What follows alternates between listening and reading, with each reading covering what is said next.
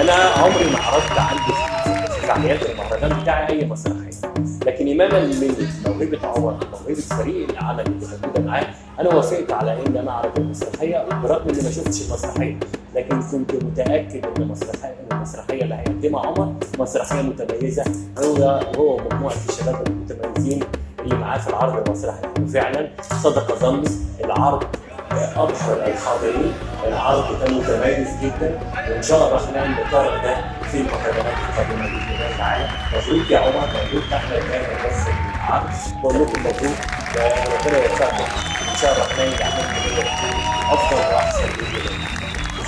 اولا انا بشكر الاستاذ عادل عمار جدا جدا جدا جدا. اول حاجه على عرض مسرحيه كلنا بنحبها. انا لما رحت له قلت له عندي فكره مسرحيه وعايز اعملها، قال لي تعالى اعرضها عندي من غير ما اقول له اي حاجه، ففضلي مكان مخصوص عشان ان انا اعرض المسرحيه دي.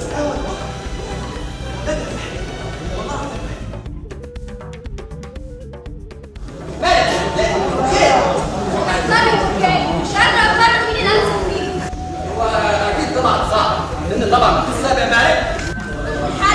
الحل يا ولادي انهم يتحطوا في اختبار خمر عشان نقدر نعرف مين طبعا الحريه ومين طبعا الوفاه. ما تقلقيش يا ولادي، كل ده هيتم بطريقه كل اللي عليك يا ولادي انك تختبري وما تظهريش الا في الوقت والمكان اللي انا هحدده. انت ناوي تعمل ايه؟ كل خير يا ولادي، كل خير.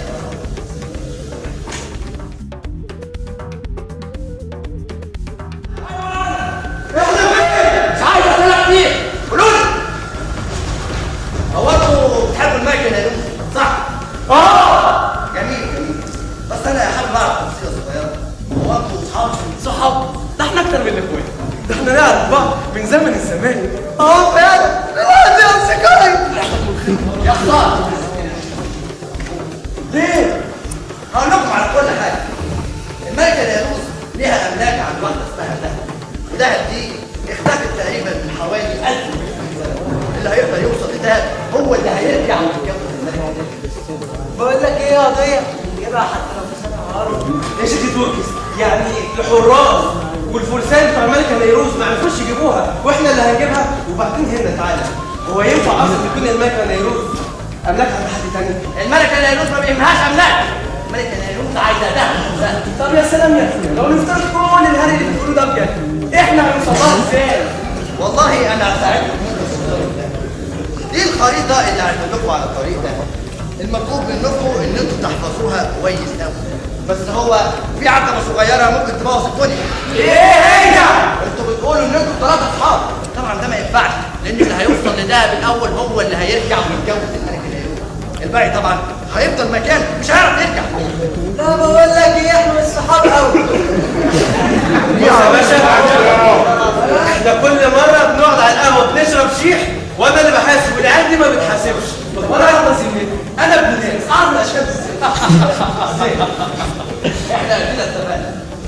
ماشي يا شباب، الخريطه اللي معاكم دي هي مجرد خريطه توقعيه هتنقل من زمن لزمن، واكيد في ال3 ازمنه دول هتلاقوا دهب فيه. وعشان ما نضيعش وقت هنخش 2016.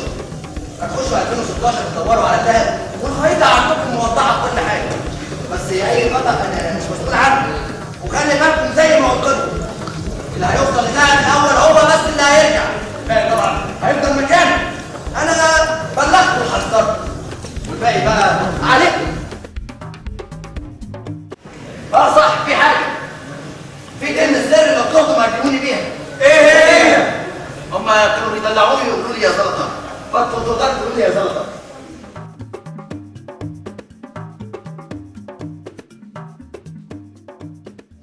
انت ليه عملت فيهم كده؟ عشان هما يستاهلوا. 3 طيبين ومفيش جواهم شر. ال3 الشر بيجروا من جواك، وبكره هثبت لك ده. حرام عليك. مش حرام عليا، بكره هتشوفوهم هما بيموتوا بعض بس عشان يوصلوا لك. وانت فعلا هترجع واحد والباقيين مش هيرجعوا تاني؟ بلاش تعرفوا، عشان لو عرفتي مش هتقدري تكملي. انت ناوي تعمل ايه؟ مش انا اللي هعمل، هما اللي هيعملوا. تعالوا اوريكم. فعلا كويس، ضحاياكم محضرين مقلب سرعه، بس ايه، وقع شر اعماله، وخلى بقى الطائر الشريف طلع هو كمان خايف.